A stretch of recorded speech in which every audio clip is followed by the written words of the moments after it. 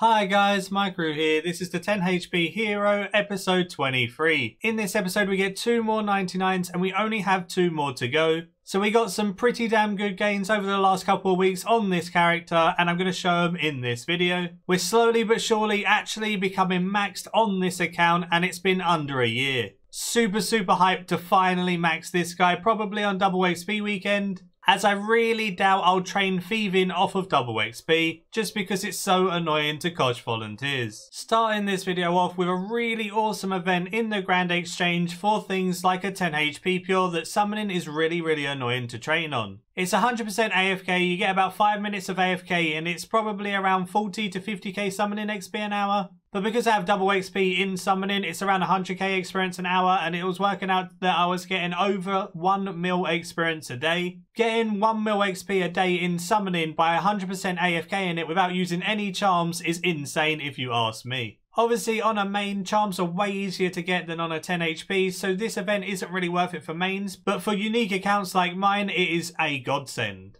The minigame winter weekend came round and that meant it was pest control time for my 10 HP pure. You get double the amount of pest control points every single game while the minigame weekend was going, and it was also on Spotlight, so I was getting loads of Thaler too. It just worked out absolutely perfectly, and there were so many people here because obviously Spotlight and double points really attracts a lot of people. I just did boat after boat after boat, repairing up to my 5,000 points, so I had to repair 10 things. Once I finished repairing my 10 things, I'd sit there, disassemble maple logs for some simple parts and some GP. I actually need some GP on this account because I'm running out of equipment siphons and that will help me make some money for those. Being able to AFK some money in pest control at the same time as getting loads of points and combat XP is actually really effective on this account because making money on a 10 HP pure can be very slow unless you do something like superheating runite ore or something. And then that can be really annoying to do. But either way, I got tons of points because they were doubled. We were getting 8 points every single game. Now I'm just going to show you what experience I put it in and what levels I achieved.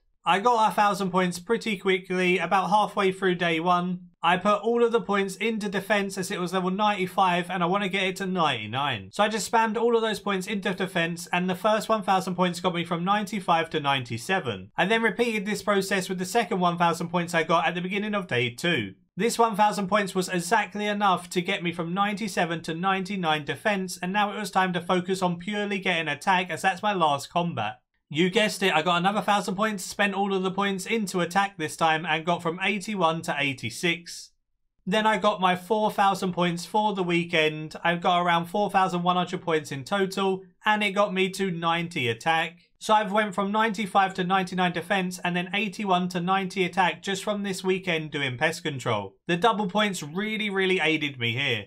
As you can see, with the amount of simple parts I have, I disassembled a hell of a lot of maple logs over the weekend and I had some left over from previous times. I have 40,000 simple parts. That's a really high amount of divine charges to make, or divine charge empties. I'm going to see which ones are better to actually make. And then I'll sell them on the GE, make some money, and then use the money that I actually get for some equipment siphons and other things I need to buy on this account. I've got all my buyables and stuff out of the way, so I really don't use much money on this guy at all. Just a very low amount of divine charges and some siphons is pretty much all I spend money on nowadays. 20 of these simple parts can make a divine charge empty and they're around 11,000 right now. I should be able to profit around 14 to 15k with certain energies making actual divine charges as well. So I can make anywhere between 11 to 15,000 per 20 simple parts. So let's work out how much I can actually make.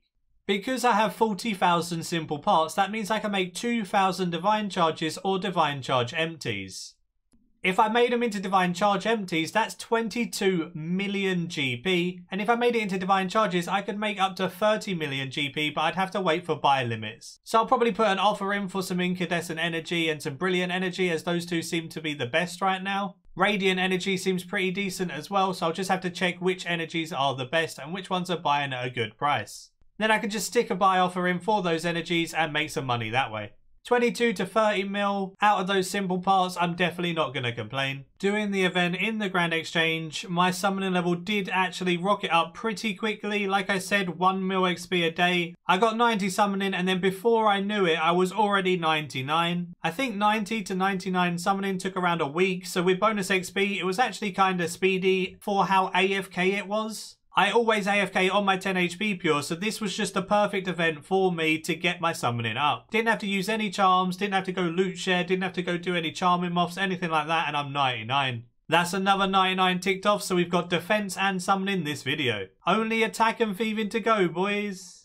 Now that all of the gains have been done with combat, it was time to get some more arc gains. You know all those arc supplies I showed in the last video? It was time to cook them all, put them all together, and get loads and loads of chimes. First things first, I had to cook all of the wobbegong oil. Obviously you do it on a portable range for the extra experience and the extra procs. Whenever you proc an additional one, you're gonna get even more chimes. Plus I have the upgraded sous chef's hat, which is really useful.